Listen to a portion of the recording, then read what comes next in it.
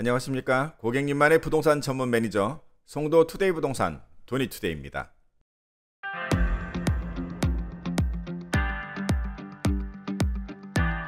한 주일 동안 평안하셨습니까? 날씨가 무척 더워졌습니다. 이제는 봄이 아니라 완전히 여름을 대비해야 할 그런 날씨인 것 같습니다. 부동산 시장의 여름도 다가오고 있는지 한번 확인해 볼까요? 인천 지역의 아파트 가격도 상승 전환했다는 그런 뉴스도 있었고, 전세 사기가 문제가 많이 되다 보니까 전세제도 폐지에 대한 그런 논의들도 많이 되었던 그런 한 주간이었습니다. 부동산 시장의 전반적인 시황과 송도 부동산 시세 알려드리도록 하겠습니다. 시작하겠습니다.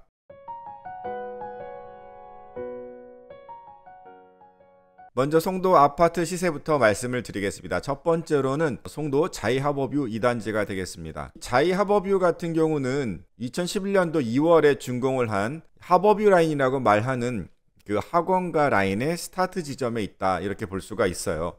잠시 위치만 보고 가면, 위치를 보시면 자이하버뷰는 바로 요 밑에 있습니다. 보통 하버뷰 라인의 학원가 라인이 요 안 한 1km 정도 안에 있기 때문에 지금 요 자이하버뷰, 더샵하뷰 14단지, 13단지 요쪽에 있는 에비뉴 7단지까지 뭐 전부 하버뷰 라인이라 주로 말을 하고 있지 않습니까? 먼저 그 타입으로 보면은 지금 523세대가 있는데, 그 중에 요 84 타입은 사실 46세대밖에 되지 않아요. 그러니까 이 자이하버뷰는 소위 이 34평형부터 뭐 60평형까지 이렇게 있으면 주로 구성은 40에서 60평형대 좀 큰 평수의 3룸이 구성이 돼 있다, 이렇게 보시면 될 것 같아요. 매매 가격을 보시면 보통 이번 주에 109 가격의 좀 특징이 조금 다소 높게 거래가 되지 않았나라는 생각이 듭니다. 물론 팔자는 그 가격들은 보통 평당 한 2,500선이 되고 있는 건 맞습니다만 매수가 그렇게 쫓아가지 않았었거든요. 그런데 매도 가격 실거래가 된 걸 보면 3.3제곱미터당 2,400 수준까지도 거래가 실거래가 있었습니다. 그래서 8억이 넘는 그런 거래가 있었거든요. 다소 높게 되지 않았나 하는 생각은 있습니다. 전세 가격도 꽤 높은 가격입니다. 보통 109 가격대 하면 1,100에서 1,200까지도 얘기를 하거든요.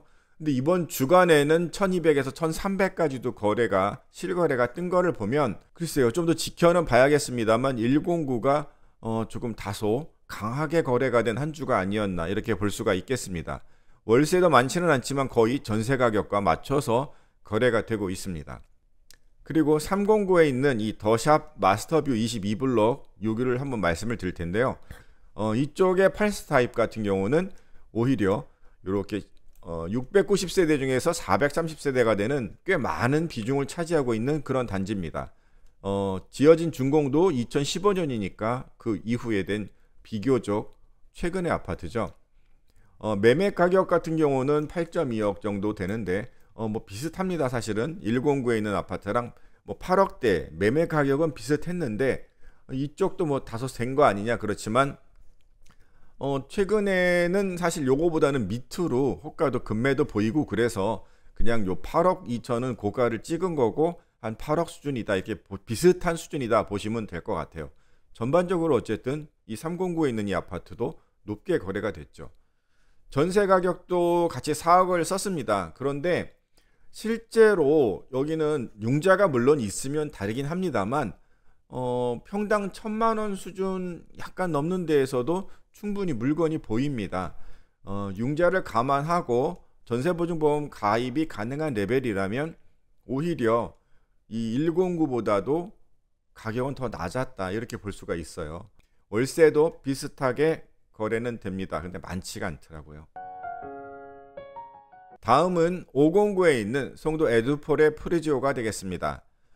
제가 509를 항상 설명을 드릴 때 뭐 센시티라든가 글로벌 파크 베리디움 같은 이제 앞에서 나가는 그런 단지가 있지만 아쉬운 단지가 있는데, 제가 퍼스트하고 더 퍼스트 아파트하고 바로 이 에듀폴의 프리지오를 많이 추천하는 입장입니다. 509가 그렇습니다만 좀 소형 평수들이 더 많고 인기가 있거든요. 이번에는 실거래가 됐던 34평형 84 타입을 알아보도록 하겠습니다. 실거래가가 109 대비 좀 낮습니다. 그래서 3.3제곱미터당 2100 수준. 에드포레를 제가 추천을 할 때 25평형을 조금 더 추천을 했습니다. 그 이유는 저가가 5억도 깨고 내려갔다가 5억 5천, 6억 근처까지도 올라오면서 이 상승폭이 꽤 높았잖아요. 그런 반면에 이 34평형 같은 경우는 그냥 늘 비슷한 가격대였습니다. 그러니까 거래나 어떤 실수요 면에서도 확실히 소형평이 더 인기가 있고 투자할 만한 가치가 있다, 이렇게 보고는 있습니다. 전세 가격을 보시면 이쪽이야말로 평당 1000 정도 수준에서 거래가 됩니다. 제가 항상 갭 투자를 추천할 때도 3억 갭을 이 509에서 추천을 하는데 벌써 이 34평형 84타입만 해도 3억 갭을 넘는 약 4억 가까운 갭이 나오기 때문에 갭 투자로서도 조금 애매하고 결국은 이쪽은 실수요 투자밖에는 안 되는 거죠.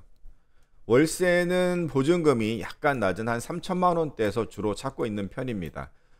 최근에 실거래가 된 것은 뭐 1억 5천에 70 이래가지고 반전세급으로 거래가 됐거든요. 그러니까 보증금을 높이고 월세를 낮추는. 그래서 그런 거래가 있습니다만 거래가 많지는 않고요. 어쨌든 보증금은 조금 타공고 대비 조금 낮다, 그렇게 볼 수는 있겠습니다. 다음은 809에 있는 송도 마리나베이 아파트입니다. 바다가 보이는 쪽하고 안쪽에 있는 데하고 굉장히 가격 차이도 많이 나는 그런 단지가 되겠습니다. 3100세대나 되는데 그 중에 2600세대가 바로 84 타입입니다. 이쪽은 바로 84 타입이 주인공이죠. 사실 최근에 실거래도 그렇고요. 바다 보이는 쪽은 뭐 8억 5천도 됐고 그렇지 않은 쪽은 6억 5천도 됐으니까 이게 도대체 얼마가 맞는 거냐인데 그냥 그렇게 하시면 되죠. 보이는 데는 비싸고 안 보이는 데 좀 덜 비싸고. 전세 가격은 평당 1000만 원 수준입니다. 그래서 갭이 좀 큽니다. 결국은 갭 투자로 마땅히 살만한 거는 그렇게 없다. 그냥 그 갭을 인정한다면 투자하실만 합니다. 월세는 보증금이 더 낮습니다. 평균적으로 보증금 3천 기준으로 많이 찾는 것 같습니다.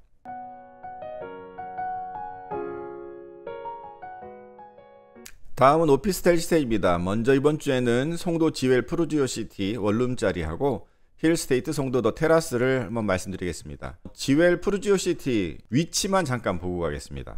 위치만 보시면은요, 이 인천대 있고요. 그 옆에가 바로 롯데몰 송도 캐슬파크 오피스텔이 있잖아요. 그 바로 옆에 또 캐슬 센트럴파크 오피스텔이 있고 그 바로 옆에 붙어 있습니다. 송도 지웰 프루지오시티 오피스텔입니다.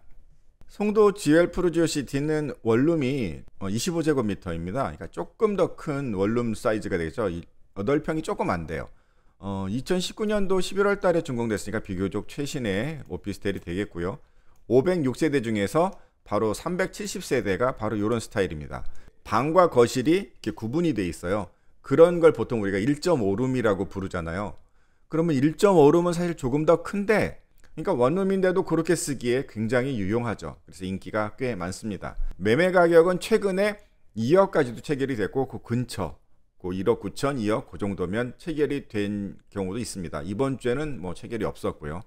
그리고 전세 가격도 1억 6천에서 1억 8천 뭐 그 사이를 왔다 갔다 합니다. 최근에 이렇게 거래된 걸 보면은 결국은 오피스텔 갭 투자는 한 2천만 원 정도까지도 한다, 이렇게 볼 수가 있겠죠. 그리고 월세 같은 경우는 대부분의 원룸이 송도에서 현재 500에 한 70만 원 정도를 중심으로 이렇게 됩니다. 그런데 여기서 전입이 가능한 것에 따라서 한 5만 원 정도 업이 되고 다운이 되고 하죠. 지금 여기 같은 경우는 조금 큰 이런 어떤 특징이 있는 원룸이다 보니까 500에 한 80선 내외에서 거래가 되는 것으로 보입니다. 다음은 힐스테이트 송도 더 테라스 3룸입니다. 84 타입으로 실거래가 2건이 있었는데 다소 높지 않나 하는 가격이 됐어요. 한 평균 4.5억 정도.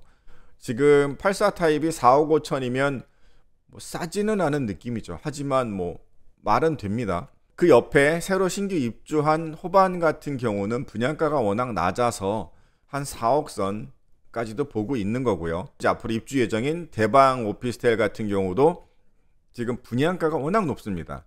뭐 4억 5천 정도가 평균이라고 보시면 뭐 탑층 같은 경우는 5억대도 넘어가니까요. 훨씬. 그러면은 지금 이 가격대 4억 5천은 충분히 어필은 된다 볼 수 있겠지요. 다만 전세 가격이 조금 차이는 있습니다. 3룸인데도 불구하고 이 구단지나 또는 그 중심 단지의 투룸 가격하고 비슷한 수준이더라, 이렇게 보시면 될 것 같습니다. 월세 같은 경우는 보증금 1,000만원, 2,000만원대에서 110, 120 그렇게 찾고 있는 편인 것 같습니다. 이상으로 송도 아파트와 오피스텔 시세를 말씀드렸습니다.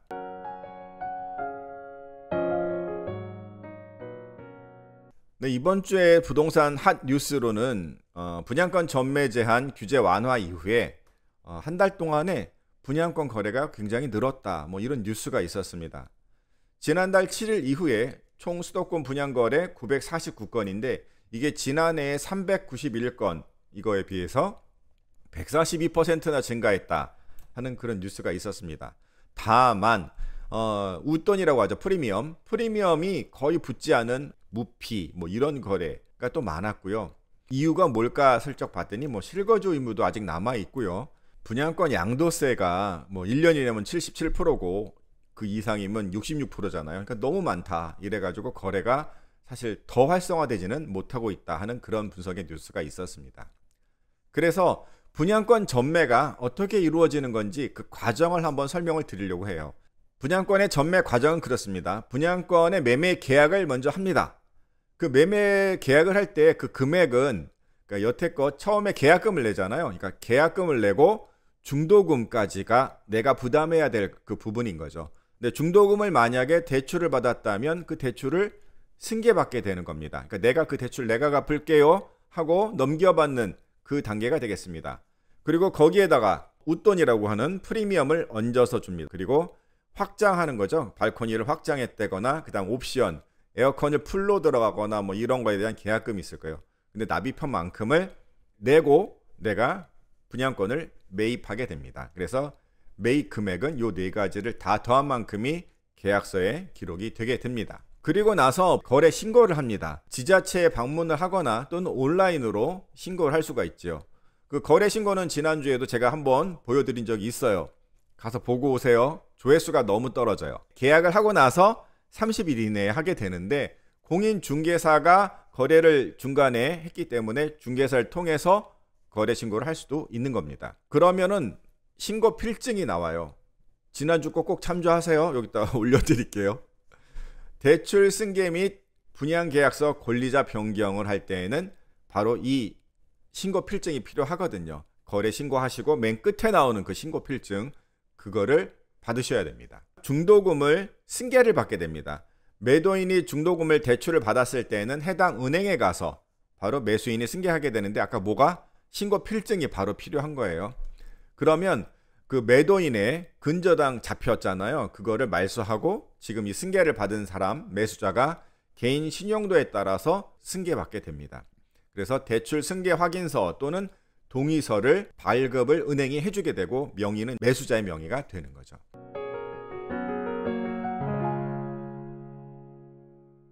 은행에 가서 동의서 확인서를 받았잖아요. 대출이 넘어갔다는.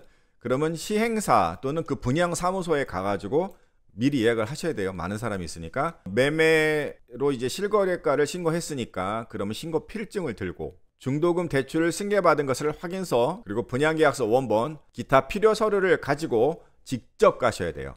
매도인과 매수인이 직접 가셔야 합니다. 분양계약서 뒤에 권리의무 승계란에 매수인이 기재하고 변경을 합니다. 그리고는 매도인은 양도소득세 납부하게 됩니다. 그래서 예정신고라고 해가지고 양도한 달의 말일을 기준으로 60일, 2달 이내에 신고를 하셔야 돼요. 양도인이 사는 그 주소지에 관할 세무서에 가시는 거예요. 그리고 확정신고는 그 다음 해 5월 1일에서 5월 31일까지 하시면 되겠습니다. 이러면 분양권 전매 과정이 끝납니다.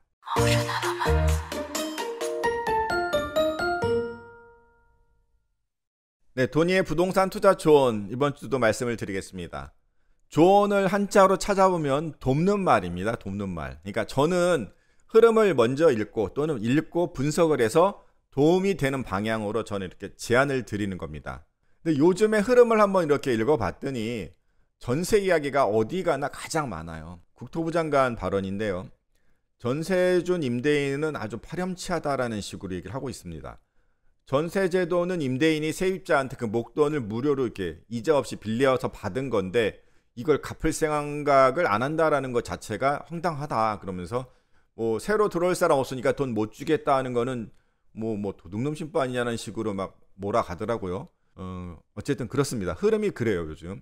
그러면서 그 국토부 장관은 에스크로 제도 같은 거를 얘기해요. 그러니까 전세금이 10억이면 10억을 받았으면 7억은 제가 주인이 갖고 3억은 어느 뭐 금융기관이나 어디 공공에다가 맡기자.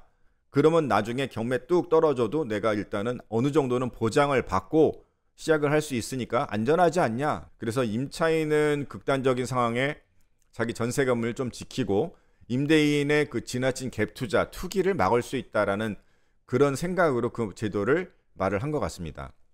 근데 여기에 가장 큰 문제는 임대인의 사유재산에 대해서 제한을 할 수 있느냐, 그리고 예탁 부분에 대해서 이자는 그럼 누구 거냐 이거죠. 그리고 집값 하락기에는 그게 말이 되는데, 그럼 집값이 상승할 때에는 임대인이 어떻게 하겠어요?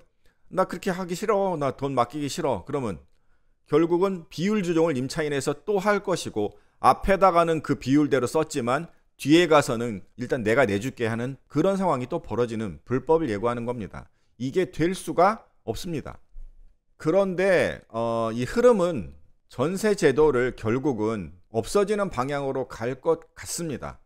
뭐 당장은 아닐지라도 이렇게 비율을 조정한다든가 자꾸 대안을 내면서 우리도 뭐 월세로 가야 하지 않냐라는 식의 논의는 있을 것 같습니다. 그러면 투자자 입장이라면은 지금 있는 돈 가지고요, 갭 투자를 하셔야 합니다. 대장단지들은 보시면 전세가율이 50%도 안 됩니다. 지금 갭들을 인정하시고 갭 투자를 하세요. 앞으로는 이렇게 맡기고 뭐 이런 제도 나오면은 내가 이용할 수 있는 자금이 적어져요. 지금 있는 만큼 하시는 게 굉장히 유리합니다. 결국은 전세제도 없어집니다. 그리고 반면에 그 매수자들은, 차입자들은, 임차인들은 어떻게 하느냐? 반전세로 가야죠.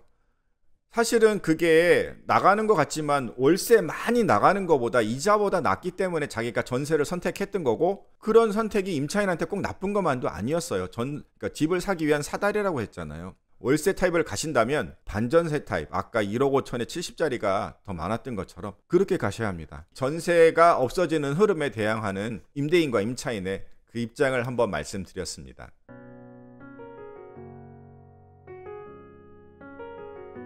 네, 한 주일 동안도 많은 일들이 있었는데 제가 이거를 전해드리기 위해서 매주 준비는 하고 있습니다. 근데 구독, 좋아요 막 해주시는데 소문도 더 내주셔야 돼요. 지난주에 항상 지켜주셔서 감사드리고요. 저도 더 빠르게, 더 정확하게 좋은 정보 전해드리도록 하겠습니다. 언제든 연락주세요. 감사합니다.